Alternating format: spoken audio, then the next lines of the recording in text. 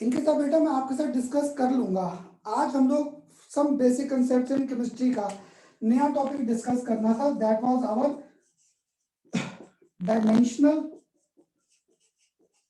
Dimensional analysis. बेटा ये जो डायमेंशनल एनालिसिस है ये बेसिकली क्या था, यूनिट्स को एक फॉर्म से दूसरे फॉर्म में कन्वर्ट करने का मेथड। मैं जब आपकी स्टेज में 10th क्लास में ये करता था ना कन्वर्जन, किलोमीटर को मीटर में, सेंटीमीटर में, क्यूबिक सेंटीमीटर में, मिलीलीटर को लीटर में, तो मुझे टीचर से डांट के लगती थी, तुझे समझ नहीं आता, तूने डिवाइड बाय 1000 कर दिया, तूने डिवाइड मल्टीप्लाई बाय 1000 कर दिया।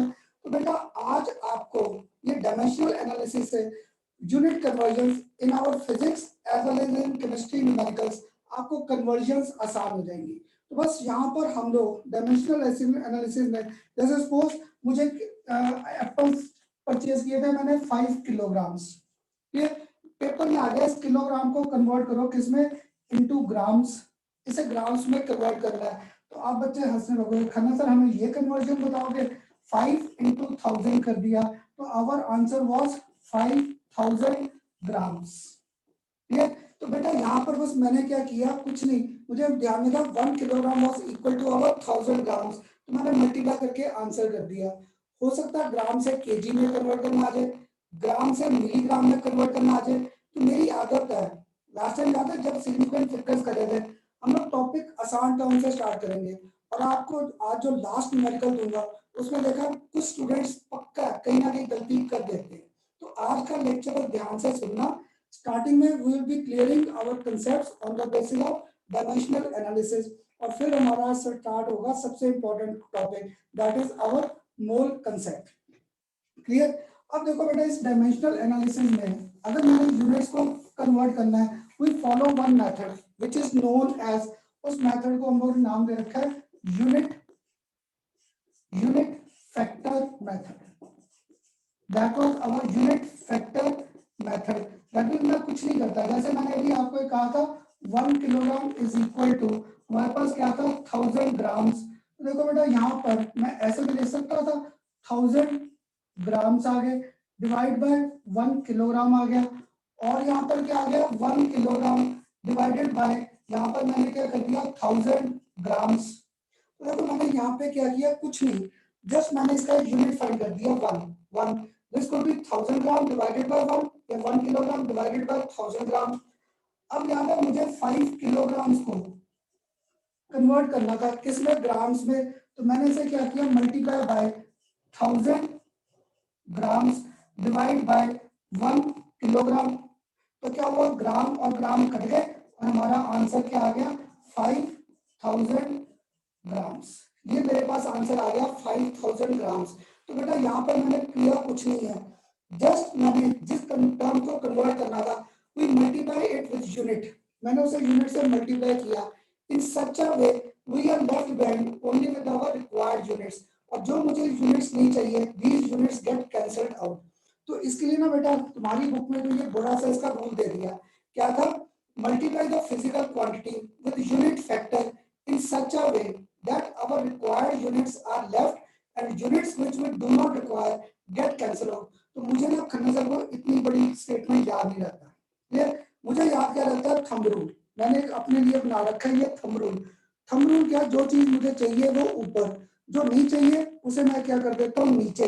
ये कंसेप्ट लेकर आपको ये न्यूमेरिकल्स कभी मुश्किल नहीं लगेंगे, जो चीज चाहिए ऊपर, जो नहीं चाहिए उसे कहाँ कर दो नीचे। कैसे, एक सिंपल सा कंसेप्ट था, जब तक कोरोना नहीं था, ठीक बेटा, आपके 10th क्लास के पेपर खत्म हुए, तो 10th क्लास तक हम पेरेंट्स आप पे पूरा प्रेशर बना के रखते, स्ट्रेस रखते, पढ़ो 10th के नंबर हर जगह काउंटिंग में, हर जगह काउंटिंग में। जैसे ही आपके 10th के पेपर खत्म हुए, आपने ये नहीं पूछा मुझे स्कूल कौन सा जाना है, कॉलेज कौन सा, आपकी पहली डिमांड क्या होती है मम्मी पापा से, हमें कहीं घुमाने लेकर जाओ। पापा अभी ऑफिस से आए नहीं, चाहे वह आप बाद में पूछते हो, पहले थंब रूल क्या करते हो, आपने बुकिंग कराई, ऑनलाइन बुकिंग कराई, मैंने यहाँ घूमने जाना है, मैंने यहाँ घूमने जाना है। ऐसे जब नया कॉलेज, हमारे टाइम में after 12th 11th and 12th was in school colleges, तो हम लोग जब कॉलेज जाना होता था ना, हम लोग बुक्स का नहीं पूछते थे पापा को, आते ही चलो मार्केट हमें नए क्लोथ्स लेने हैं, ठीक है, तो हमारी डिमांड क्या थी, क्लोथ्स ही। अभी पापा के घर आते ही पहले क्लोथ्स मांगे, बाद में हम लोगों ने बुक्स की तरफ गए। ऐसे ही बेटा यहाँ पे ध्यान रखना, जब भी हम लोग यूनिट फैक्टर से मल्टीप्लाई करते हैं, जो यूनिट चाहिए उसे हमेशा ऊपर, जो नहीं चाहिए उसे हमेशा रखेंगे down. Then these numericals are very very easy. क्यों? क्योंकि देखो यहाँ पर किलोग्राम और किलोग्राम कट गया, आंसर मेरा किस में आ गया? इन टर्म्स ऑफ ग्राम्स। अब बताओ सबको मेरे साथ एक ये सिंपल सा लॉजिक क्लियर यूनिट फैक्टर का, या अभी और एग्जांपल्स बड़े करेंगे? जस्ट अभी एक पिक्चर सी बनी दिमाग में कि कैसा टॉपिक है आज का? Yes sir. हाँ जी बेटा, सबके दिमाग में एक पिक्चर सा बना कि कैसा टॉपिक है ये? करें इस टॉपिक को और आगे कर दूं ना? हाँ जी बेटा, यस सर। Yes sir. तो बेटा अब आप में से एक को आया खन्ना सर ये टॉपिक है क्या, इसको और कैसे कर सकते थे? तो सपोज मैंने ना अब आपको यहाँ पर दे दिया था 5 किलोमीटर्स, पेपर में आ गया इसे कन्वर्ट करना है इनटू सेंटीमीटर। मुझे यहाँ पे कन्वर्जन फैक्टर दे रखे थे 1 kilometre is equal to 1000 metres, और एक दे रखा था 1 metre is equal to 100 centimetres. तो बेटा आप मेरे साथ ये देखना एक लॉजिक, मैं ना 3-4 न्यूमेरिकल सिंपल करूंगा, इसके बाद खिचड़ी सी बनानी शुरू कर देंगे। तो आप में से एक ने यहाँ पर इसका यूनिट फाइंड किया, आप में से एक ने यूनिट फाइंड किया यहाँ पर 1 is equal to 1000 metres divided by 1 kilometre. ठीक, एक ने कहा खन्ना सर यहाँ पे यूनिट आ सकता है मेरे पास 1 kilometre is equal to 1000 centimetre. एक ने मुझे कहा खन्ना सर यहाँ पे यूनिट आ सकता है 100 सेंटीमीटर बाय मीटर, यहाँ पर 1 metre is equal to 100 centimetre. ठीक, अब बताओ पहले सबको ये यूनिट फैक्टर्स क्लियर? सॉरी बेटा ये आप में से किसी का मैसेज था, नहीं तो मैं फोन उठाता नहीं।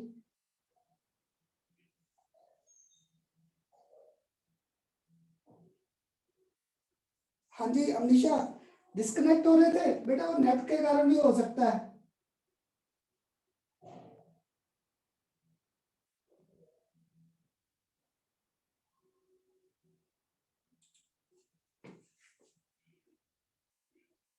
एक मिनट बेटा बस।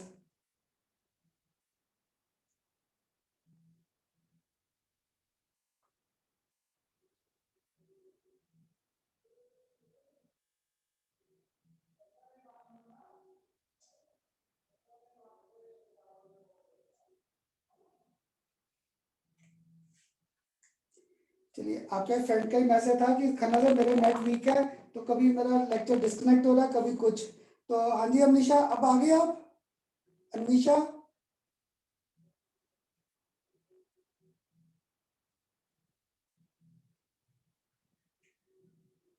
चलिए, तो एक स्टूडेंट के ना बेटा प्रॉब्लम आ रही थी, सॉरी स्टार्टिंग में ये थोड़ा सा रहता है।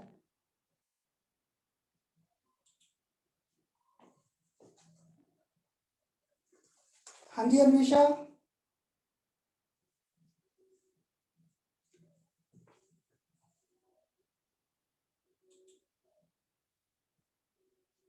और बेटा आज सबसे मैं बार बार कह रहा था, बीच में कभी आपका नेट ना भी है ना, टेंशन मत रखना, ये पूरा लेक्चर आपका रिकॉर्डेड हो रहा है। रिकॉर्डिंग के बाद जस्ट आफ्टर 3-4 आवर्स, 3-4 घंटे लगते हैं इसे प्रोसेस होने में, मैं आपको वापस ट्रांसफर कर दिया करूंगा, डोंट वरी अबाउट दैट।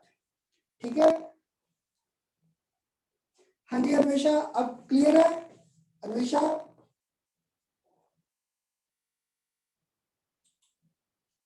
चलिए, अब बेटा यहाँ पर देखो ये फैक्टर्स आ गए, मुझे किलोमीटर को कन्वर्ट करना था किसमें? सेंटीमीटर।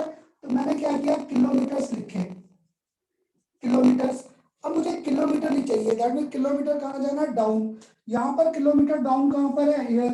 तो we multiply this 1000 metre by 1 kilometre. अब नेक्स्ट क्या था, मुझे मीटर भी नहीं चाहिए, मुझे क्या चाहिए? सेंटीमीटर। दैट मीन मीटर कहाँ करना पड़ेगा? डाउन। अगर मैंने मीटर को डाउन करना है, डाउन, तो मीटर यहाँ पे डाउन था, तो 100 सेंटीमीटर और डिवाइड क्या हो गया? 1 मीटर। तो मुझे ना आर्टिफिशियल में एक कटिंग बड़ी अच्छी लगती थी, किलोमीटर के साथ किलोमीटर, मीटर के साथ मीटर। तो हमारा आंसर खुद आ गया 5, 1 2 3 4 5, और ये आंसर किसमें आ गया? इन टर्म्स ऑफ सेंटीमीटर।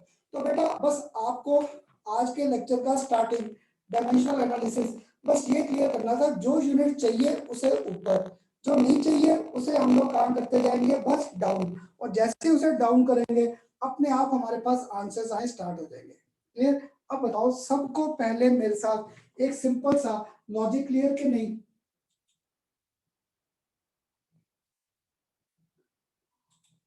हाँ जी बेटा, Yes, sir. सबको क्लियर? किसी को कोई डाउट तो नहीं है यहाँ तक? हाँ जी बेटा, सब बता दो। सर हो गया सर क्लियर। क्लियर है। चलो गुड।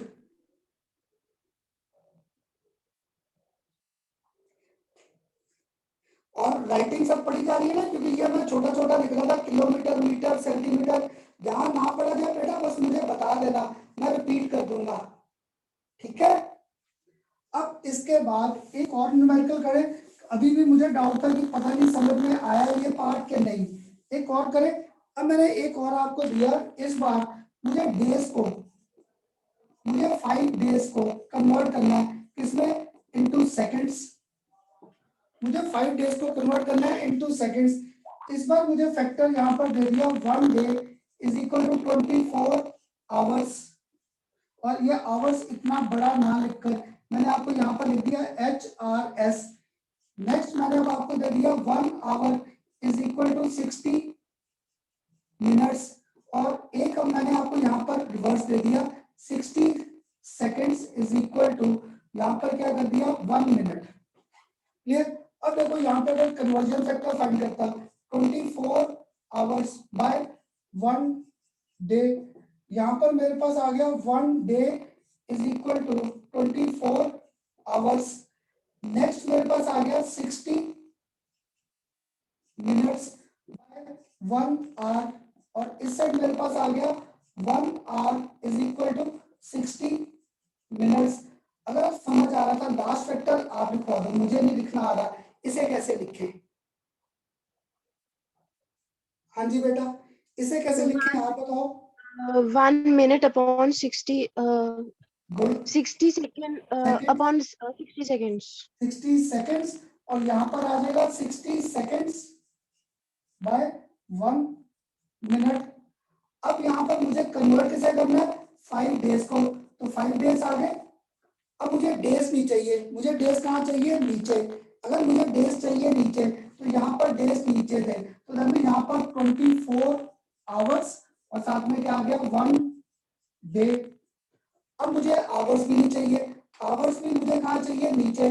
तो आवर्स नीचे कहाँ थे? यहाँ पर, तो इसे मल्टीप्लाई बाय 60 मिनट्स बाय यहाँ पर क्या कर दिया 1 आवर। ये अब आगे आप बताओ क्या करूं, मुझे आगे नहीं लिखना आ रहा। हाँ जी बेटा, अब आप बताओ आगे क्या करें? हाँ जी,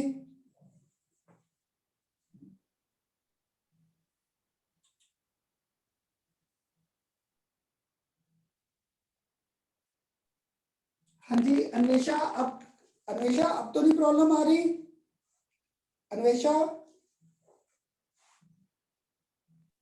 सर 1 minute by 60 seconds हो जाएगा। गुड। अब क्या था देखो, मिनट्स मुझे नहीं चाहिए, इसलिए देखा खन्ना सर का पढ़ाते पहले इधर की सारी टर्म्स यूज में आई। अब क्या था, मैंने आपको इसलिए थंब रूल दिया था, यहाँ पर जाकर H1 ये लिखकर बैठ गया खन्ना सर, आप इस साइड की टर्म्स लिखते थे, पर मैंने भी आपको टिप दिया था मिनट्स है, मुझे मिनट्स नहीं चाहिए, मिनट्स कहाँ चाहिए? नीचे। तो इस बार मिनट्स यहाँ पर ऊपर है, यहाँ पर मिनट्स क्या थे? डाउन थे, और देखो जो यूनिट चाहिए थे सेकेंड्स अपने आप ऊपर आ गए।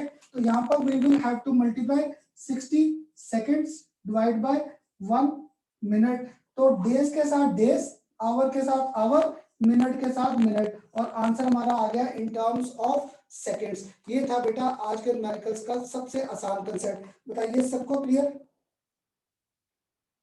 Yes, sir. Yes, sir. Sorry बेटा, आपका एक फ्रेंड ना अभी भी प्रॉब्लम में था, 1 मिनट जस्ट बेटा।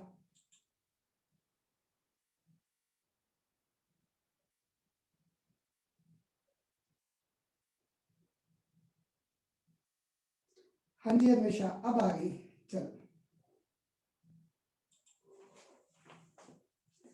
कोई बात नहीं। अनिशा अन्वेषा कई बार होता है बेटा, ये नेट का इशू हो जाता है, कोई बात नहीं, तेरे से मैं अगर टॉपिक होगा रिपीट कर दूंगा, टेंशन मत रखना। अन्वेषा एक बार यस सर नो सर कुछ बोल दे। Yes sir.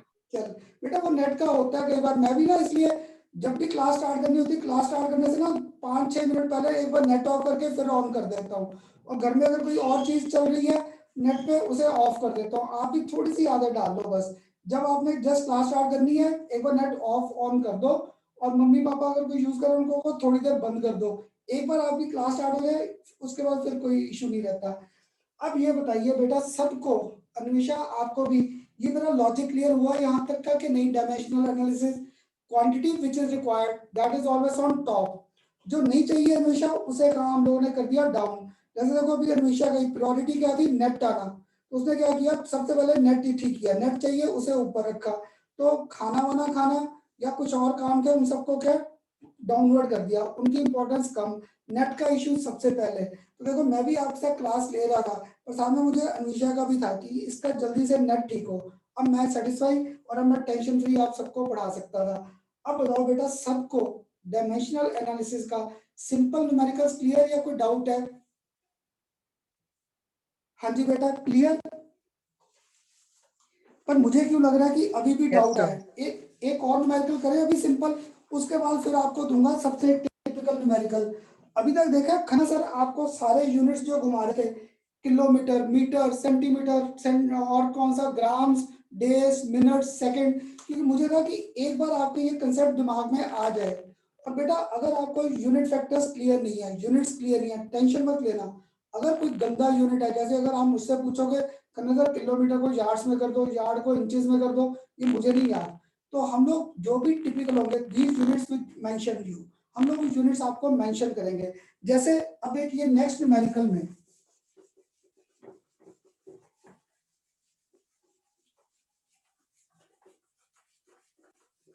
जैसे देखिए बेटा इस एक नेक्स्ट न्यूमेरिकल में मेरे पास आ गया हाउ मेनी इंचेस, आप लिख लीजिए how many inches are there in 3 kilometre, how many inches are there in 3 kilometre,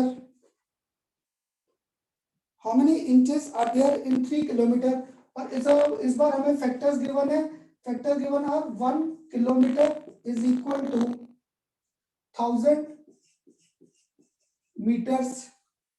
second हमें दे रखा है factor 1 metre is equal to 1.094 yards, yards, और एक दे रखा है 1 yard is equal to 36 inches. Clear? अब मुझे 3 किलोमीटर को कन्वर्ट करना है। पहला कंसेप्ट मेरे पास क्या था? 1000 मीटर डिवाइडेड बाय क्या हो गया 1 किलोमीटर। यहाँ पर सेकंड साइड क्या आ जाएगा 1 किलोमीटर डिवाइडेड बाय 1000 मीटर। अब नेक्स्ट आप बताओगे क्या क्या लिखूं यूनिट? हाँ जी बेटा आप बताइए क्या लिखूं इसके यूनिट्स? हाँ जी बताइए बेटा क्या लिखे units? 1.094 yards upon 1 meter. Good. Yards को खन्ना सर आलसी YDS लिखकर छोड़ दें। यहाँ पर साथ में नीचे क्या आ गया 1 मीटर, यहाँ पर क्या आ गया 1 मीटर इज इक्वल टू 1.094, और साथ में क्या था यार्ड्स, और लास्ट वाला भी फिर तो लिखवा दोगे 36 इंचेस बाय 1 यार्ड, यहाँ पर 1 yard is equal to 36 inches.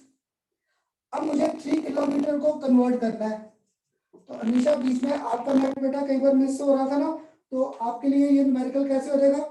मुझे अब किलोमीटर नहीं चाहिए, किलोमीटर कहाँ रखना है नीचे, अगर किलोमीटर को डाउन रखना है, यहाँ पर किलोमीटर डाउन था तो हमें यहाँ पे पक्का है 1000 मीटर बाय 1 किलोमीटर। अब मुझे मीटर भी नहीं चाहिए, मीटर भी कहाँ करना है डाउन, नेक्स्ट टर्म में 1.094 यार्ड्स, और नीचे क्या आ गया 1 मीटर। अब मुझे यार्ड भी नहीं चाहिए, तो ये टर्म आ गया 36 इंचेस, और यहाँ पर क्या आ गया 1 यार्ड, किलोमीटर के साथ किलोमीटर, मीटर के साथ मीटर, और यार्ड के साथ यार्ड। मुझे ना बेटा ये कटिंग करनी बड़ी अच्छी लगती है, और आप ध्यान रखना जहां पर आपका ये यूनिट कन्वर्ट नहीं हो रहा, कैंसिल नहीं हो रहा, मीन्स आपने वो टर्म उल्टा लिख रखा है। ये खन्ना सर का एक टिप था जहां पर आपका ये टर्म कट नहीं हो रहा तो मीन्स आपने यूनिट्स गलत लिखे, उसे काउंटर चेक करना, पक्का गलत लिखा होगा। क्लियर? ये था बेटा इन न्यूमेरिकल्स को सॉल्व करने का मेथड। और इस केस में अगर आपने आंसर निकाला this comes out to be, ये हमारे पास आ जाएगा answer 1.18 into 10 raised to the power 5, 10 raised to the power 5 inches। Clear? अब बताइए बेटा सबको मेरे साथ डायमेंशनल एनालिसिस के सिंपल न्यूमेरिकल्स क्लियर हुए? और देखो इनका यूज हर न्यूमेरिकल में आएगा। तो मैं आपको ना second chapter onwards our numericals will start atomic structure. तो मैं आप सबको आदत डालता हूँ कि फिजिक्स और केमिस्ट्री में न्यूमेरिकल्स आसान है, यूनिट साथ लिखो। अगर आपने यूनिट साथ लिखे तो आपकी कटिंग ठीक होती जाएगी, आपके यूनिट्स ठीक आ जाएंगे। अदरवाइज टाइम के यूनिट्स आ जाएंगे, कभी किलोमीटर में कभी इसमें। तो अगर यूनिट साथ लिखेंगे कभी भी हमें गलती नहीं होगी। That's why this first chapter is very very important. अब बताइए सबको क्लियर कर दूं अब? एक्सक्यूज मी सर, हाँ जी बेटा। सर मैंने आंसर निकाला है, वो आ रहा है 1.181 into 10 raised to the power 5 inches, वो गलत होगा? आपका 1.1, 81। हाँ नहीं ठीक है, यहाँ पे 1.18 है। आप अभी मुझे रोक सकते हैं, देख मैंने आपको यहाँ पे 3 किलोमीटर दिया, दैट मीन 2। मुझे सिर्फ 2 डिजिट्स तक रिपोर्ट करना है। दैट मींस अगर मैं यहाँ पर इसे आंसर पेपर में माने 1.2 into 10 raised to power 5 भी रिपोर्ट कर दूं, ये भी ठीक है। क्यों? क्योंकि देख मेरे टर्म में सिर्फ 2 सिग्निफिकेंट फिगर है, तो we have to report answer only up to 2 significant figure.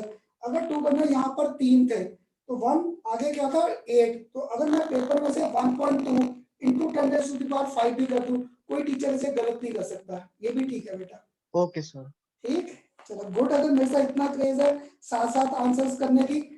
अब बेटा जो नेक्स्ट न्यूमेरिकल है ना, ये जब भी मैं ग्रुप में कराता था ऑफलाइन क्लास में, तो पक्का है तुम में से 2 या 1 स्टूडेंट पक्का है उल्टा सीधा कंसेप्ट लिखता था।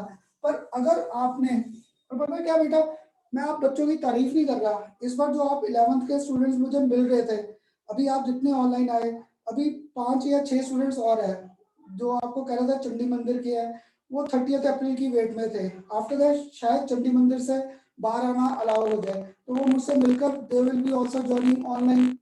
2-3 स्टूडेंट्स हमारे सेक्टर 20 के थे, तो वो उनमें से एक को अभी फीवर हो रखा है, वो भी ज्वाइन करेगा 3-4 दिन में।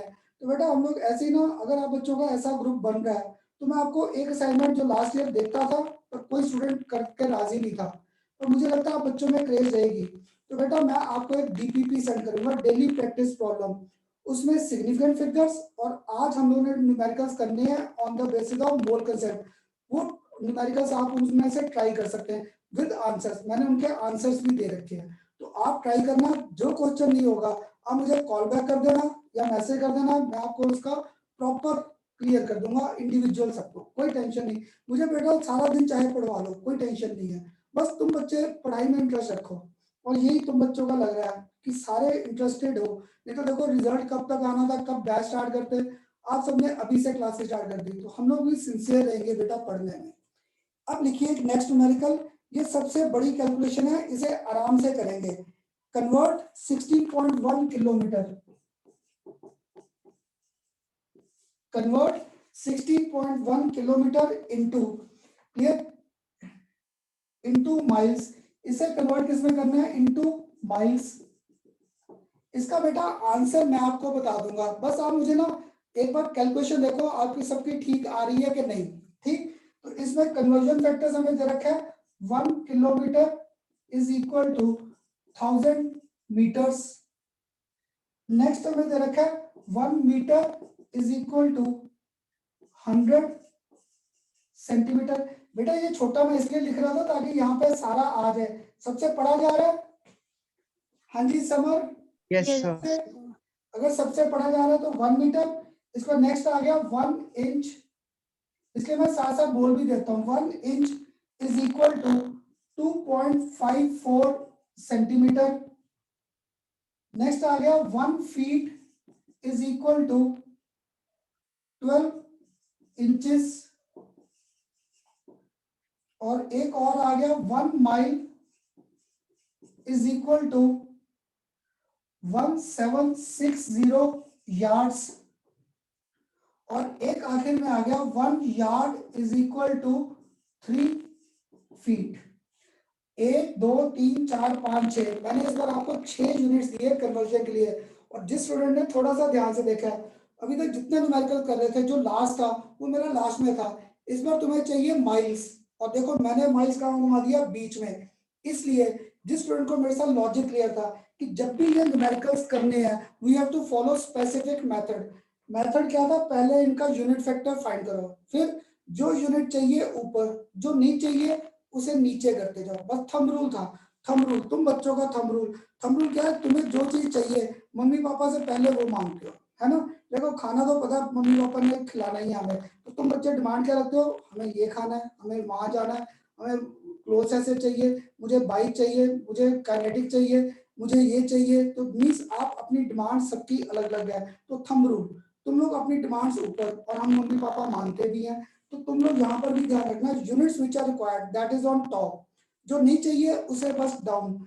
एक बार आप ट्राई करो, सारी टर्म्स कैंसिल आउट हो रही हैं या नहीं, 2-3 मिनट आप लोग आराम से ट्राई करो, मैं भी करूंगा, पर पहले एक बार आप ट्राई कीजिए, सारी टर्म्स कैंसिल हुई है आपके पास या नहीं। आंसर मैं बता दूंगा इसका, किलोमीटर इंटू माइल्स। ट्राई कीजिए एक बार सभी।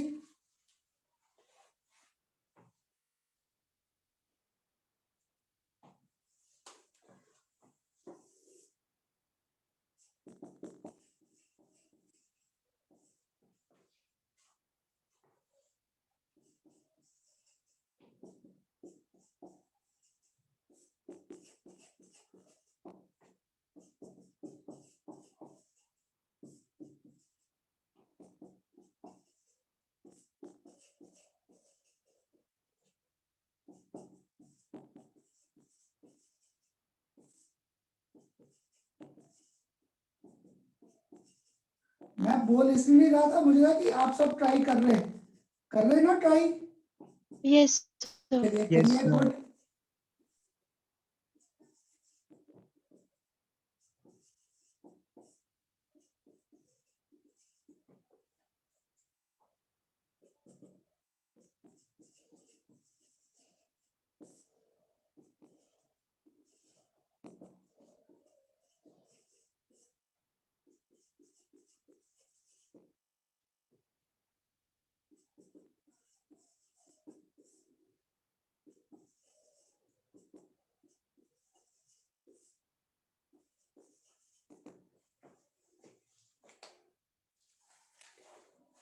हाँ जी बेटा, किया ट्राई,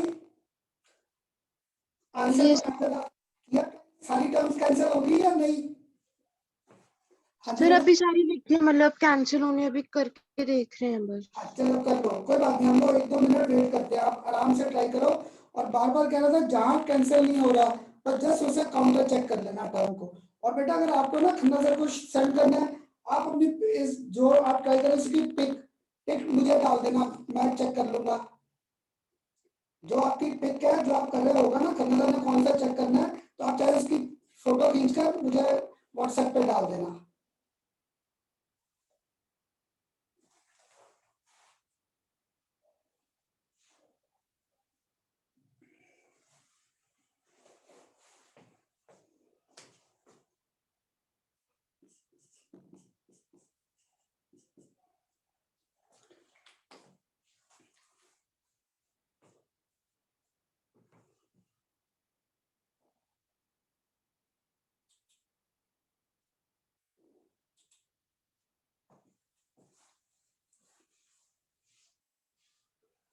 करें बेटा, करें स्टार्ट। सबने ट्राई किया, कोई है जिसका भी सारी हाँ टर्म्स कैंसिल मेरे सारे यूनिट्स तो कट हो गए हैं। हो गए। आंसर मैं बता दूंगा, इसका आंसर आता है 10.0 माइल्स।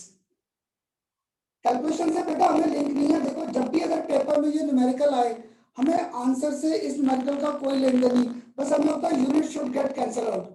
क्लियर। तो देखो अब यहाँ पर किलोमीटर मुझे नहीं चाहिए, अगर किलोमीटर नहीं चाहिए तो पक्का है फर्स्ट 1000 मीटर और 1 किलोमीटर आ जाएगा।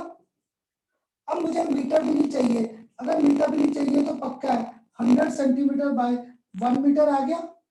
अब मुझे सेंटीमीटर भी नहीं चाहिए, तो देखो अब सेंटीमीटर यहाँ पे नहीं, सेंटीमीटर यहाँ पर है, अगर यहाँ पर है तो देखो मुझे पक्का यहाँ पर 1 इंच और यहाँ पर क्या आ जाएगा 2.54 सेंटीमीटर। अब मुझे इंच भी नहीं चाहिए, तो इंच नीचे कहाँ पे है, यहाँ पे, तो पक्का है साथ में क्या आ जाएगा 1 फीट बाय 12 इंच। अब मुझे फीट भी नहीं चाहिए, अगर फीट नहीं चाहिए तो मेरे पास क्या आ जाएगा 1 यार्ड बाय 3 फीट।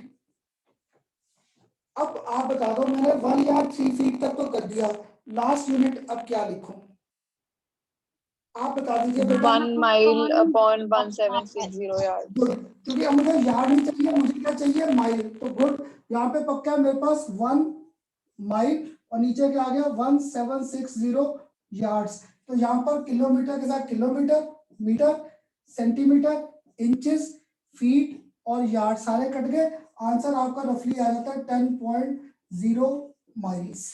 क्लियर। तो बेटा मैं जब नया नया पढ़ाता था ना, इस न्यूमेरिकल में मुझे भी टेंशन रहता था कि जब मैं नया पढ़ाता था मुझसे टर्म रह गई थी कट करनी, तब से मैंने अपने दिमाग में लॉजिक रखा, जो नहीं चाहिए उसे नीचे कर दो, जो चाहिए उसे टॉप पे। तो देखो यहाँ पर जाकर सारी हमारी खिचड़ी बननी स्टार्ट होगी। तो तुम में से अगर किसी की ये टर्म कैंसिल नहीं हुई, मैंने अभी आपको लॉजिक दिया था, जहां पर ये कट नहीं हो रहा उसे चेक करना। तो अगर तुम में से भी कोई एक मेरा भाई था जिससे गलती के चांस थे, देखना जहां पे आपने गलत किया है वो कट नहीं होगा यूनिट, उसे बस चेंज ओवर कर दो और कुछ नहीं। अब बताइए सबको मेरे साथ डायमेंशनल एनालिसिस टॉपिक क्लियर? हाँ जी बेटा, सबको Yes, dimensional sir. Analysis topic clear, कोई डाउट तो नहीं है? No sir.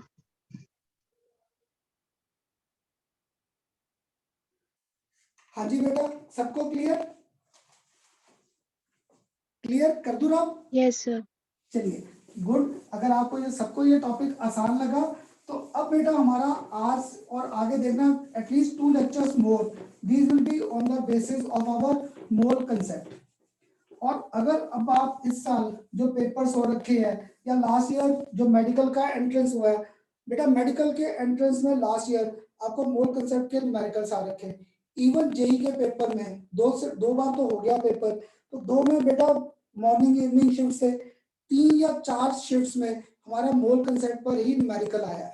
तो जैसे आप में से एक स्टूडेंट मुझे अभी नया मिला था, वो स्टूडेंट ने अभी मेरी क्लास लगा देनी है, वान्या वान्या ने मुझसे कहा था खन्ना सर मुझे ना डेफिनेशन याद करने मुश्किल लगते हैं। तो बेटा जब मेरे 3 लेक्चर्स जाएंगे मोल कंसेप्ट, इतने फॉर्मूलेस आएंगे, मुझे फॉर्मूलेस याद ही नहीं रहते। अगर आप पूछोगे खन्ना सर मोलर मास को कन्वर्ट करना है एवोगैड्रोस नंबर, फॉर्मूला लिख दो। सर मोलर मास को रिलेट करना है with volume occupied by gas under standard conditions, formula लिख दो। मुझे नहीं आते। क्लियर, मुझे मोल कंसेप्ट का सिंपल सा कंसेप्ट क्लियर है। Today we will be starting with our concept of mole concept, और बेटा इस कंसेप्ट को एंड करेंगे जाकर जब लास्ट लेक्चर आएगा मोल कंसेप्ट का, that will be on the basis of limiting reason, वो आएगा लिमिटिंग रीजन। और लिमिटिंग रीजन तो आएगा आखिर में। आज और नेक्स्ट लेक्चर में हमारी 2 टर्म्स इन्वॉल्व होगी, मेरे न्यूमेरिकल्स में 2 टर्म्स, बस मुझे ना एक बार विच 2 टर्म्स आर इन्वॉल्व वो लिखना आ जाए, वहां पे मैं टिक लगाता रहता हूँ। खन्ना सर के ना टिक बड़े कॉमन है न्यूमेरिकल्स में, टिक और एक टेबल। क्योंकि मुझे इवन प्रदीप हमारे टाइम की बुक है बेटा, मुझे Pradeep word by word numerical याद नहीं रहते थे। जब भी न्यूमेरिकल आता था मैं सोचता था कि इसमें पहली लाइन क्या लिखी थी प्रदीप में, याद ही नहीं आती थी। तो आप बच्चों को मैं आदत डालता हूँ एक न्यूमेरिकल्स में टिक लगाना, दूसरा टेबल। टेबल बनाने के बाद हम लोग न्यूमेरिकल्स इजीली कर सकते हैं। मोल कंसेप्ट में every time 2 terms will be involve. तो आप में से जो काफी स्टूडेंट मेरे साथ ऑनलाइन आए थे, मैंने मोल कंसेप्ट उनके साथ स्टार्ट किया था। तो बेटा जिनके साथ स्टार्ट किया था प्लीज बुरा मत मानना, नए स्टूडेंट्स को छाने के कारण आज मैं ये टॉपिक स्टार्टिंग से कर रहा था, ताकि आप सबको भी अगर कोई डाउट था वो डाउट दूर हो जाए। तो मोल कंसेप्ट में every time 2 terms are involve. जो टर्म गिवन है उसे हम लोग लिखेंगे लेफ्ट हैंड साइड, जिसे फाइंड आउट करना है that is always on right hand side. Clear. तो हम लोग ना मोल का पहले फॉर्मूला क्लियर करें, what does this mole stand for. तो जो हमारे पास मोल था मैंने आपके साथ यहाँ पर लिख दिया 1 मोल। 1 मोल हमारे पास कुछ भी नहीं था, this could be expressed in terms of atomic mass. That mean जो मोल है this could be expressed as gram atomic, this could be expressed as gram atomic mass. तो बेटा मेरा ना तुम बच्चों के पास ये फॉर्मूला बड़ा, ये टेबल बड़ा कॉमन है, 12th क्लास तक हम लोग ये टेबल यूज में लाते हैं, तो ये बुक्स में नहीं दिया, इवन प्रदीप में तो फॉर्मूले दे रखे हैं, मैंने वहां से इसको टेबुलर फॉर्म में कन्वर्ट कर दिया। तो 1 mole could be express in terms of gram atomic mass, 1 mole could be express in terms of gram molecular, in terms of gram molecular mass। ऐसे 1 मोल कुड बी एक्सप्रेस, जब वन आप सुबह आपसे बात हो रही थी एवोगैड्रोस नंबर, तो एवोगैड्रोस नंबर क्या था 6.022 into 10⁻23। clear? This could be atoms or molecules, these could be atoms or molecules। जब हम लोग 12th क्लास में जाएंगे ना बेटा, इस नंबर को मैं आइंस भी ले सकता हूँ, वॉइड्स एम्प्टी स्पेसेस भी ले सकता हूँ, या नंबर ऑफ इलेक्ट्रॉन्स इन्वॉल्व भी, वहां पे जाके से detail. But for 11th this Avogadro number stand for atoms और मॉलिक्यूल्स इन गिवन कंपाउंड। एक हमारे पास, अगर आप आईसीएसई बोर्ड के नहीं थे तो एक नया टर्म आ गया, 1 mole of a gas at STP। This STP stands for standard temperature pressure। This STP stands for standard temperature pressure। Temperature हम लोग लेते हैं 0 degree centigrade, that is 273 kelvin, और प्रेशर लेते हैं 1 एटमॉस्फेयर। तो every gas will occupy volume 22.4 litres, या फिर करेगा वॉल्यूम ऑक्यूपाई 22,400 मिलीलीटर, या फिर इसका यूनिट क्या होता है क्यूबिक सेंटीमीटर। ठीक बेटा, इसमें क्या होता है ये टर्म्स आपस में रिलेटेड है और ये टर्म आपस में, तो मैंने यहाँ पर डबल लाइन की। डबल लाइन का मीनिंग है ये सारी टर्म्स आपस में रिलेटेड है। याद है ये यहाँ पे गैस है, अगर गैस है तो एटम को मैं कंसिडर नहीं कर सकता, क्योंकि volume is always occupied by our gas. जैसे हाइड्रोजन एटम है तो हाइड्रोजन एटम इससे रिलेट नहीं होगा, but when we talk in terms of hydrogen gas H2 gas, तो H2 गैस को मैं वॉल्यूम से रिलेट कर सकता हूँ। क्लियर?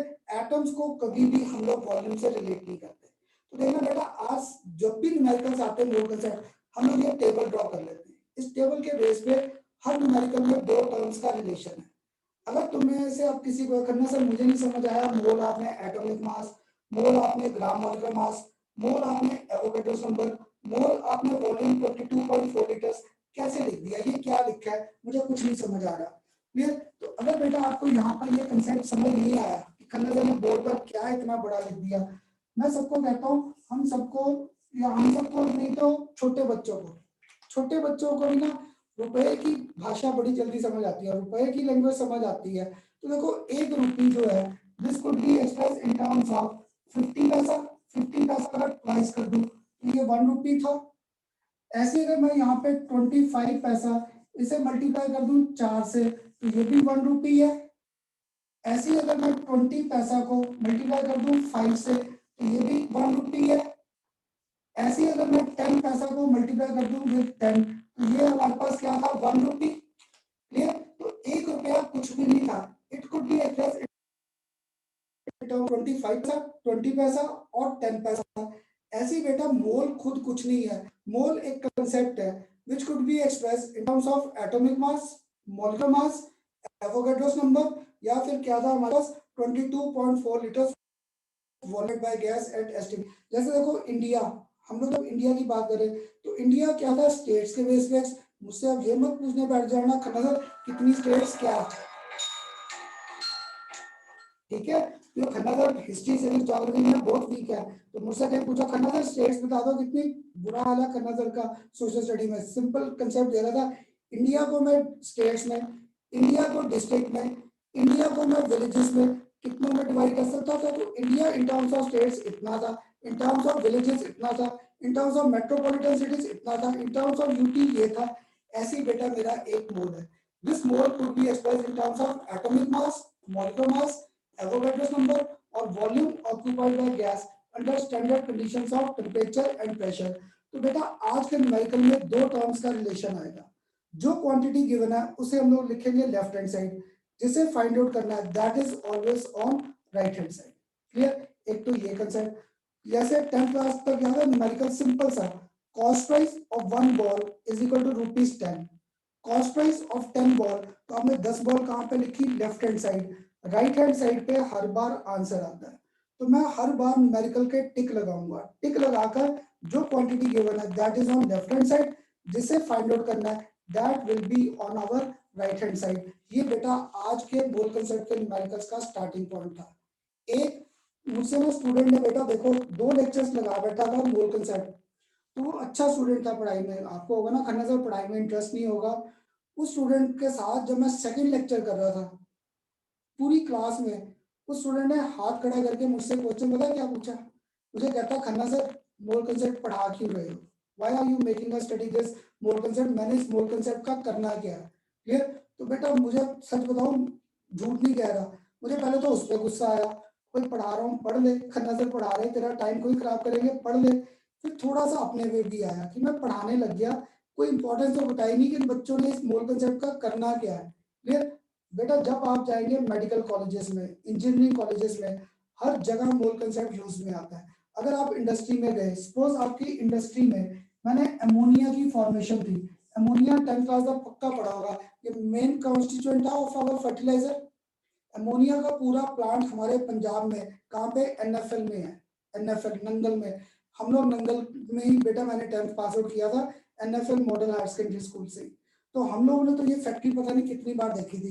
तो देखो बेटा अमोनिया को बनाने के लिए हमें क्या चाहिए, नाइट्रोजन और हाइड्रोजन गैस। तो अगर मुझे exact quantity of ammonia produce करना है तो मुझे एग्जैक्ट क्वांटिटी ऑफ नाइट्रोजन और हाइड्रोजन चाहिए। तो these exact quantities of our raw material या और of our product are determined on the basis of mole concept. तो इनकी एग्जैक्ट क्वांटिटीज हम लोग मोल कंसेप्ट पे ही फाइंड आउट करते हैं। इसलिए तुम बच्चे अगर आगे जाकर किसी ने केमिकल इंजीनियरिंग ली तो केमिकल इंजीनियरिंग में आपको ये कंसेप्ट यूज में आएगा, हर जगह इंडस्ट्रीज में मोल कंसेप्ट है, तो आपको वाइवा में मोल कंसेप्ट पूछते ही हैं।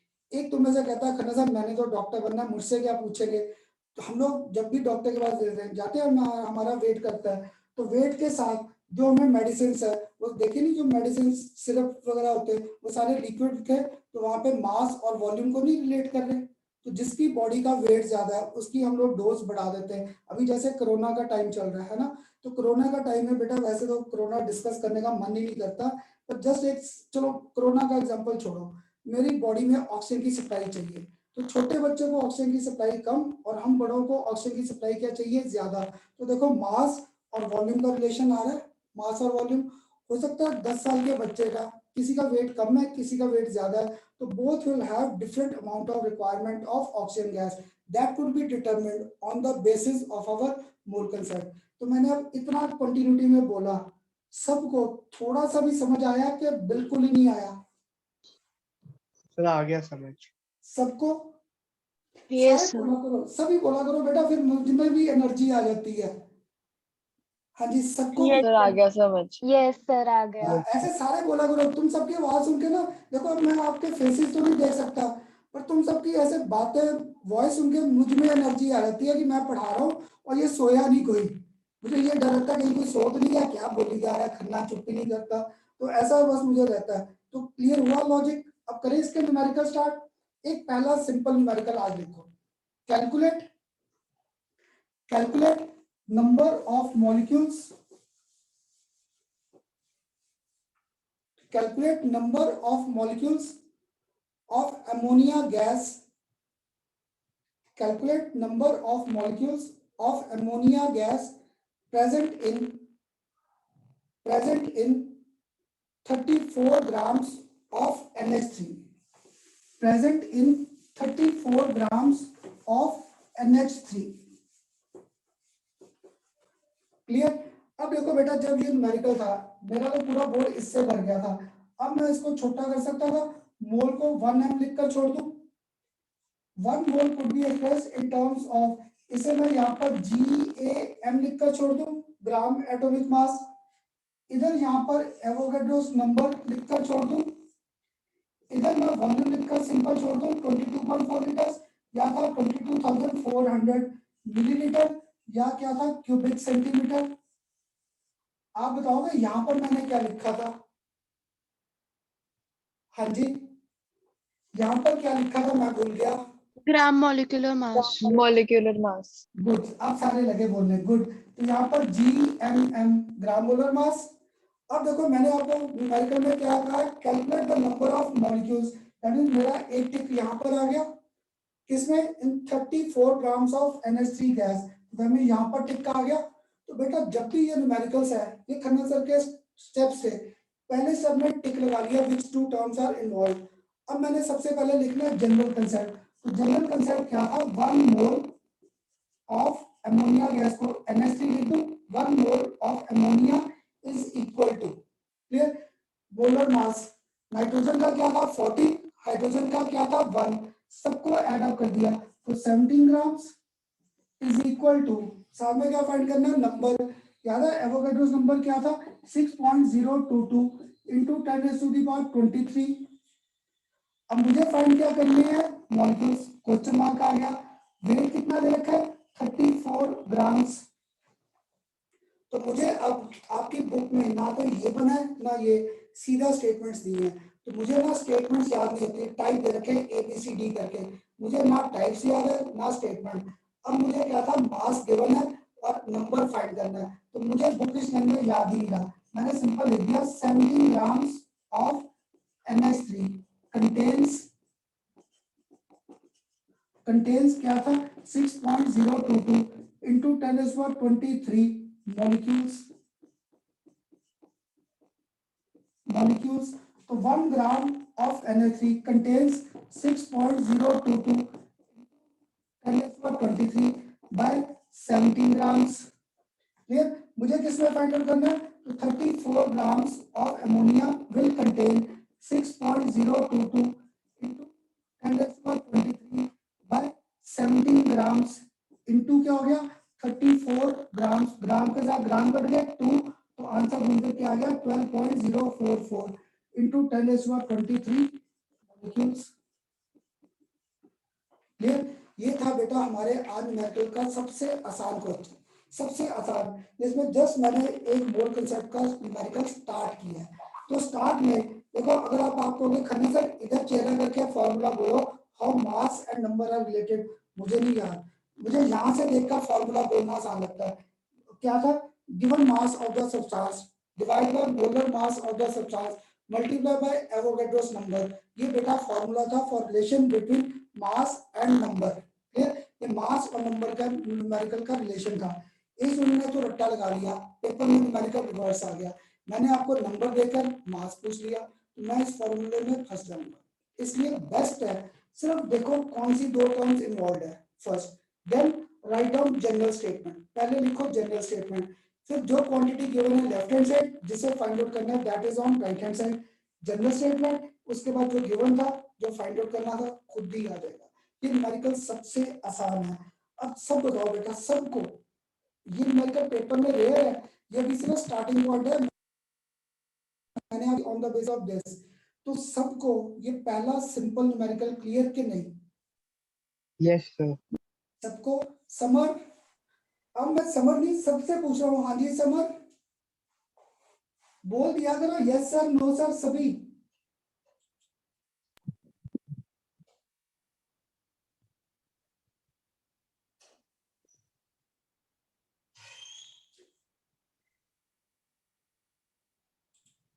हाँ जी बेटा सबको clear, yes sir. Yes, sir. Yes, तो sir. गुड लिख लो। अब इसके आगे इसी न्यूमेरिकल को थोड़ा सा और आगे लेकर चलेंगे अब,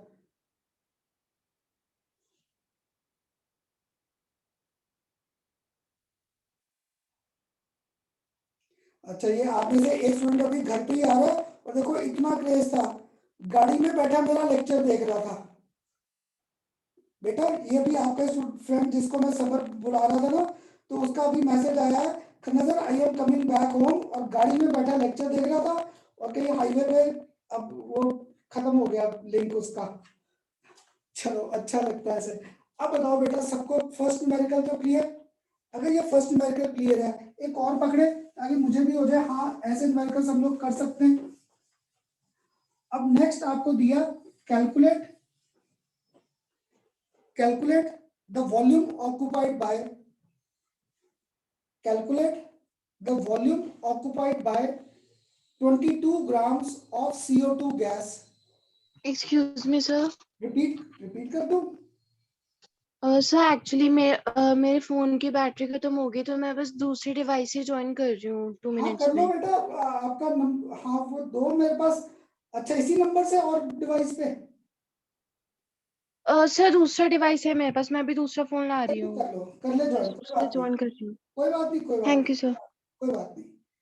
तो बेटा अब देखो, क्या फिर क्वेश्चन लिख लीजिए दोबारा। Calculate the volume occupied bye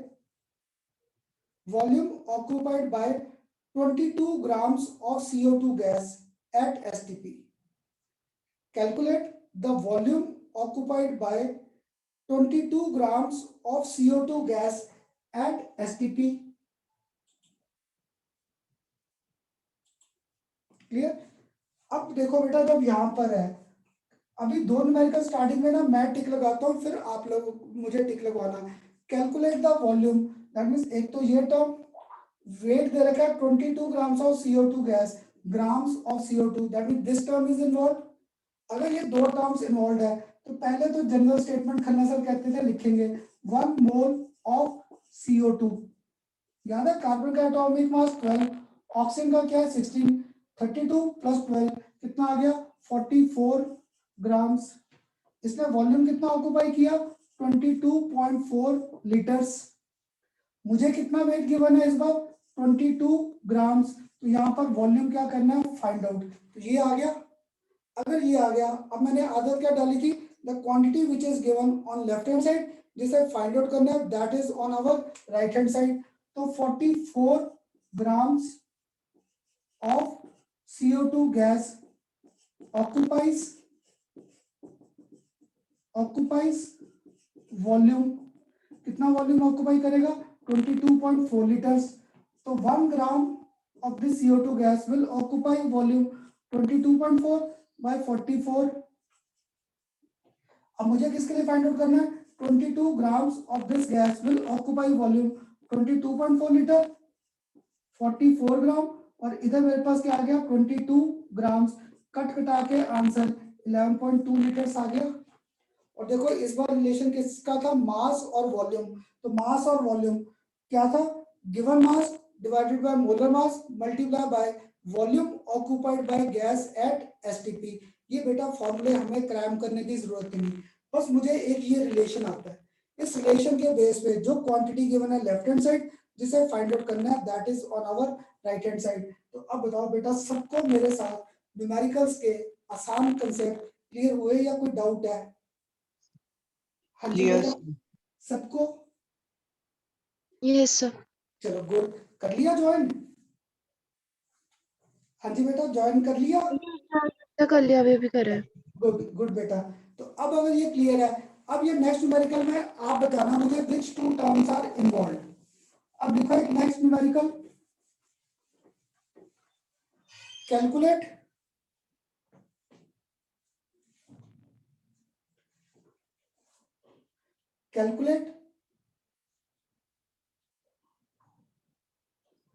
number of molecules,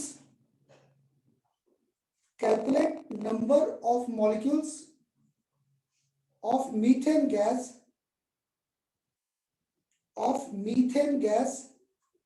at STP which occupies volume 11.2 liter, which occupies volume 11.2 liter. Calculate the number of molecules of methane gas. Methane gas का याद है फॉर्मूला हमारे पास CH4, methane gas which occupies 11.2 liter volume at STP। बस मुझे ना आप try करो बेटा, इसका आंसर बताना मुझे कौन सी दो टर्म्स इन्वॉल्व है, बस ये बता दो which two terms are involved, सभी बता दो। the volume and number of particles, good, एक तो नंबर से हो गया, second volume of Good. gas. Good, सबको क्लियर कि नहीं? हाँ जी बेटा, सबको क्लियर? इस बार इन दो टर्म्स पे टिक आएगा? Yes, sir. चलिए गुड, अगर क्लियर है तो अब आप इसका एक बार मुझे आंसर बता दो क्या आएगा। करोगे ट्राई या मैं भी करूं? Sir, 3.011 into 10 raised to power 23. Good, ठीक है। हाँ जी, सबने किया? हाँ जी बेटा, देखिए सबका आ रहा आंसर या मैं करूं? सर करके दिखा दो एक बार। ये देख, मुझे भी नहीं आ रहा, ये दो टर्म्स है ना, तो मुझे यहाँ पहले मुझे निशा किसने पूछा था? सर वान्या। अच्छा, वानिया। तो वानिया, क्योंकि यहाँ पे ना बेटा अभी मैंने खन्ना सर भी इसको यूज करने में ना इतने वो नहीं है। हाँ, अब हो जाया करेगा। मैं यहाँ पर टिक कर लेता हूँ। यहाँ पे भी तुम सबका जो बात करता है ना उसका मुझे लिखा आ जाता है नाम। चलिए, तो देख जब यहाँ पे थे वानिया, तो मुझे इतना क्लियर था 1 मोल ऑफ मीथेन, मीथेन क्या था CH4 is equal to volume कितना ऑक्यूपाई कर रहा है ये 22.4 लीटर। एक मोल 22.4 लीटर। एक मोल में क्या था एवोगाड्रोस नंबर 6.022 into 10⁻23 मॉलिक्यूल्स। इस बार मैंने वॉल्यूम कितना दे रखा है 11.2 लीटर और यहाँ पर क्या आ गया क्वेश्चन मार्क। अब मुझे बुकिश लैंग्वेज याद करने की जरूरत नहीं पड़ी। 22.4 litres of methane gas contains क्या था 6.022 into 10⁻23 molecules। अब मेरे ख्याल इतना तो छोटा कर दूं, आलसी था मैं भी, पूरा 1 लीटर का कंसेप्ट लिखना रहने दूं, या चलो अभी भी किसी को था तो 1 litre of this gas will contain 6.022 into 10⁻23 by 22.4 liters। मुझे फाइंड किसमें करना है 11.2 लीटर्स, तो 6.022 into 10⁻23 by 22.4 litre into 11.2 litre.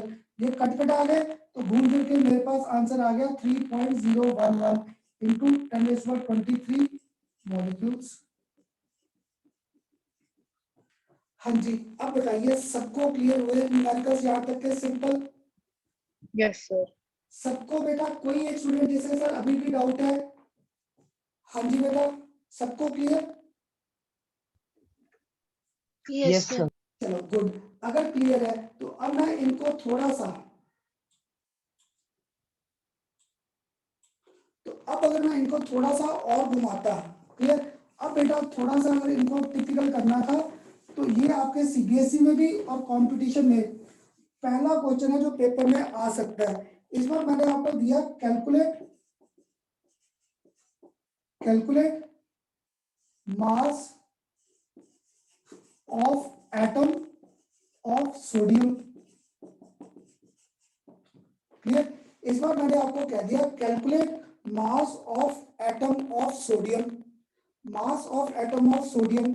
और तुम्हें कंपटीशन में ना ए चॉइस, बी चॉइस, सी और डी ये चॉइसेस दे दी। एक atomic mass, clear? Atomic mass हमारे पास क्या था 23। एक बार दे दिया 23 डिवाइड बाय दिस। एक बार मैंने आपको ऑप्शन दे दिया n not divided by 23।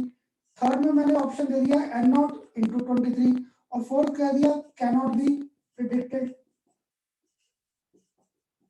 Cannot be calculated. Clear? ये चार चॉइसेस आ गई। जब ये चार चॉइसेस आ गई तो देखो ऐसे न्यूमेरिकल में मैं भी स्टार्टिंग में फंस जाता था। Calculate mass of atom of sodium. अब आप सोचकर बताना विच टू टर्म्स आर इन्वॉल्व। इस बार न्यूमेरिकल में कौन सी दो टर्म्स इन्वॉल्व है? ग्राम atomic mass and number of particles. Good. Calculate mass, इस बार एटम की बात कर रहा था तो ग्राम एटॉमिक मास आ गया, गुड। और mass of atom, atom means number, number है तो दैट मींस एवोगाड्रोस नंबर आ गया। इन दोनों में रिलेशन आ गया। इसलिए देखो बेटा चॉइसेस में 23 by this, n not by this, n not को मल्टीप्लाई। तो जो स्टूडेंट फॉर्मूलेस को रट्टा लगाएगा है ना वाले, वो फंस जाएगा। पर मैंने आपको आंसर क्या डाली है, मुझे क्रैमिंग नहीं होती। जब मुझे क्रैमिंग नहीं होती तो मैंने यहाँ पर इसका ना अब लॉजिक ढूंढा। ये इतनी सी स्पेस में अब मैं इसका लगा लॉजिक ढूंढने। तो जब मैंने लॉजिक देखा तो मुझे क्लियर था 1 mole of sodium is equal to 23 grams is equal to 6.022 into 10⁻23 atoms, atoms. Clear? इस बार मैं कैलकुलेट द मास, तो मेरे जैसा स्टूडेंट दोनों तरफ टिक लगा के बैठ गया करना सर, दोनों चीजें नहीं दी। पर जिस स्टूडेंट की इंग्लिश अच्छी थी मैंने क्या दिया कैलकुलेट मास ऑफ एटम। जब मैंने कहा calculate mass of atom, atom means I was talking in terms of one atom. ये था बेटा इस न्यूमेरिकल को कंफ्यूज करने का मेथड। अगर मैं यहाँ पे दे देता 10 एटम्स, तब न्यूमेरिकल आसान हो जाता। इसलिए तुम्हें से ना ए छोड़ यहाँ पे टिक लगा के आ गया खन्ना सर, ना ये गिवन था ना ये गिवन था, वो ये आंसर करके आ गया। ये चॉइस तो पक्का क्या हो गया, रूल आउट हो गया। क्योंकि जब मैंने बोला मास ऑफ एटम, अगर मैंने बोला मास ऑफ एटम, तो I was basically talking in terms of one atom. तो यहाँ पर क्या था, वन एटम था। अगर यहाँ पे वन एटम था, अब मुझे लॉजिक क्लियर था, जो चीज गिवन है उसे लेफ्ट हैंड साइड, तो दैट मीन यहाँ पर क्या आना था 6.022 into 10 raised to power 23 atoms, weight कितना था 23 ग्राम। तो one atom will weigh 23 divided by क्या हो जाएगा n not, 23 divided by n not. तो दैट मीन पहला ऑप्शन आ गया। ये बेटा हमारा सबसे सिंपल न्यूमेरिकल, अगर आना है सीबीएसई में 1 मार्क और कंपटीशन है, सबसे सिंपल न्यूमेरिकल आज के लेक्चर का, तो वो ये आ रखा है। सबको क्लियर हुआ या किसी को अभी भी डाउट है? हाँ जी बेटा, सबको क्लियर ये न्यूमेरिकल या किसी को अभी भी डाउट है? हाँ जी बेटा, यस सर, नो सर, कुछ बोल दो। सर क्लियर है। क्लियर है सर। सबको तो Yes, ऐसा sir. करो, Yes, sir. यहाँ तक तो कर दिया सपोज, क्लियर। आप बता दो, अगर मैं यहाँ पे 100 एटम्स कर देता तो क्या करूं? इसको मल्टीप्लाई बाय 100 करूं, डिवाइड बाय 100 करूं या क्या? अगर पेपर में आ जाता calculate mass of 100 atoms of sodium, sir multiplied by 100। है ना, गुड। तो 100 एटम्स का क्या हो जाएगा, मल्टीप्लाई बाय 100 करके, Multiplied by 100. गुड। मींस मेरे साथ मोर कंसेप्ट के सिंपल कंसेप्ट तो आज क्लियर हो गए, हुए क्लियर बेटा? हाँ जी Yes, sir. अगर Yes, सबको sir. क्लियर है, अब बेटा जाने से पहले बस एक और कंसेप्ट क्लियर कर दो, अगर हैवी डोज नहीं हुआ लेक्चर। हाँ जी, लेक्चर हैवी डोज तो नहीं हो गया? No sir. नहीं, तो चलो एक न्यूमेरिकल का और कंसेप्ट पकड़ते हैं, आप सोचकर आंसर देना। मैंने आपके साथ NH3 का लिया, क्लियर, NH3 में, तो इसमें बताओगे अमोनिया में मेरे पास how many atoms of nitrogen are there? 1. Good. Nitrogen का एक एटम था, हाइड्रोजन के 3 थे। अगर एक मॉलिक्यूल था तो उसमें नाइट्रोजन का एटम 1 और हाइड्रोजन के क्या थे 3। अब सोचकर आंसर देना बेटा, अगर मेरे पास 10 मॉलिक्यूल्स आर ऑफ NH3, मेरे पास 10 मॉलिक्यूल्स आर ऑफ NH3, तो मेरे पास नाइट्रोजन के एटम कितने हैं? 10। है ना, मल्टीप्लाई 10 हो गया। हाइड्रोजन के लिए 10 into 3 हो जाएगा, यस सर। हो जाएगा ना। Yes, sir. अब क्या होगा, मैथ आपके 10th के कंसेप्ट से बाहर आ गया। 11th क्लास में क्या होगा, जो पहला न्यूमेरिकल आप लोगों ने मुझसे किया, फर्स्ट न्यूमेरिकल याद है, उसमें number of molecules of NH3 find किए थे। कितने आए थे मॉलिक्यूल्स, अगर ध्यान में हो 34, 12.044 into 10⁻23 मॉलिक्यूल्स, है ना, मॉलिक्यूल्स ऑफ किसके आए थे, NH3 आए थे ना बेटा? देखो Yes, फर्स्ट sir. किया था, यही आए थे 10⁻23 मॉलिक्यूल्स। ये पेपर में क्या होगा, अब आपको मॉलिक्यूल्स की अगर आ जाता find atoms of nitrogen and hydrogen respectively, तो एटम्स ऑफ, अगर पेपर में आ जाता है atoms of nitrogen and hydrogen respectively, तो याद है अमोनिया में अगर एक था तो नाइट्रोजन 1 था, अगर इतने हैं तो नाइट्रोजन के एटम हो जाएंगे 12.044 into 10⁻23 एटम्स ऑफ नाइट्रोजन। तो एटम्स ऑफ हाइड्रोजन अगर फाइंड करता वो जाता Into into 12.044 into 10⁻23 atoms of hydrogen. तो बेटा ये था हमारे कंसेप्ट का कि आज स्टार्ट, तो मैं कोई शायद मुझे मन में गालियां भी दे रहा था सर, ये तो 10th में भी 9th में भी किया है। अब हम लोग 9th और 10th से थोड़ा बाहर आ गए कि आपको मॉलिक्यूल्स की एटम्स फाइंड करने आएंगे, तो इसलिए मैंने आपको पहले सिंपल कंसेप्ट 10 मॉलिक्यूल्स पे क्लियर कर दिया। अगर ये नंबर है तो नाइट्रोजन पक्का है, नाइट्रोजन का मल्टीप्लाई हो जाएगा मेरे पास 1 से, हाइड्रोजन का मल्टीप्लाई बाय 3 हो गया। सबको समझ आया? हाँ जी बेटा, सबको clear? Yes sir. Yes, sir. Yes, sir. एक सोचकर बता दो, मैंने इनको अब कर दिया रब। अब सोचकर आंसर देना, मैंने यहाँ पर ये तो था ही, मैंने आपको यहाँ पे पूछ लिया अमोनिया में हाउ मेनी, सोचकर आंसर देना, जल्दी मत करना। How many total number of atoms are present? तब मैं इसे किससे मल्टीप्लाई करूं? How many total number of nitrogen and hydrogen atoms are present in it? Sir 4 से गुड। तो मैंने हाउ मेनी टोटल नंबर कर दिया, हाउ मेनी टोटल नंबर, तो दैट 3 एटम इसके थे और 1 एटम इसका, 3 और 1 4, अगर 4 है तो दैट यहाँ पर बस इसे मल्टीप्लाई बाय क्या कर देना था 4। ये था बेटा आज के हमारे न्यूमेरिकल्स का कंसेप्ट। सबको क्लियर हुआ यहाँ तक? अच्छा लगा कुछ Yes, न्यूमेरिकल का sir. कंसेप्ट करना सर से? Yes yes sir. तो एक न्यूमेरिकल आपको दे दूं प्रैक्टिस के लिए आज, ताकि जब नेक्स्ट क्लास ऑनलाइन आएंगे उससे पहले आप सबने मुझे उसका आंसर सेंड करना है, करोगे? Yes yes sir. चलो एक लिखो फिर। इस बार मैंने आपको ये फॉर्मूला ना बेटा हमारा 12th क्लास तक साथ ही चलना है। सुक्रोज आ जाए, रॉ शुगर आ जाए, सुक्रोज आ जाए, रॉ शुगर आ जाए, या फिर हमारे पास क्या आ जाए, केन शुगर। क्लियर बेटा? मेरे पास सुक्रोज आ जाए, रॉ शुगर आ जाए या केन शुगर आ जाए, इन सब का एक ही फॉर्मूला है, C12H22O11। और अगर मैं इसका एटॉमिक मास या मोलर मास फाइंड करने बैठ गया पेपर में, मेरी तो छुट्टी हो जाएगी। कार्बन का क्या 12, हाइड्रोजन का 1, ऑक्सीजन का क्या 16। आज तुम लोग मुझसे पहली बार कर रहे हैं, सॉल्यूशंस जब करेंगे इसी के पार्ट सॉल्यूशन तब फिर से पकड़ूंगा। 12th क्लास में सॉरी 11th क्लास में जब करेंगे थर्मोडायनेमिक्स, फिर सुक्रोज के न्यूमेरिकल्स है। 12th क्लास में पूरा चैप्टर सॉल्यूशंस का, वहां पे सुक्रोज के न्यूमेरिकल्स है। आगे जाकर बायोमॉलिक्यूल्स में इसका हमारे पास स्ट्रक्चर भी है, इतना इंपॉर्टेंट कंपाउंड है। तो इसका मोलर मास ना आपको धीरे धीरे हमेशा याद हो जाता है। इसका मास होता है 342 ग्राम्स। अगर आप ऐड करोगे ना, कार्बन का 12, हाइड्रोजन का 1 और ऑक्सीजन का 16, इन सब का मास आएगा 342 ग्राम्स। अब आप क्वेश्चन लिखो, calculate calculate number of molecules present in calculate number of molecules present in 3.42 grams, present in 3.42 grams of sucrose. Calculate number of molecules present in 3.42 grams of sucrose. तो बताओ बेटा अगर मैं यहीं तक न्यूमेरिकल डालता, कौन सी दो टर्म्स इन्वॉल्व है? Which two terms are involved? हाँ जी बेटा, ग्राम एटॉमिक मास, ना इस बार बेटा sorry molecular mass. Good, gram molecular mass और साथ में एवोगैड्रोस नंबर, इनमें रिलेशन आ गया।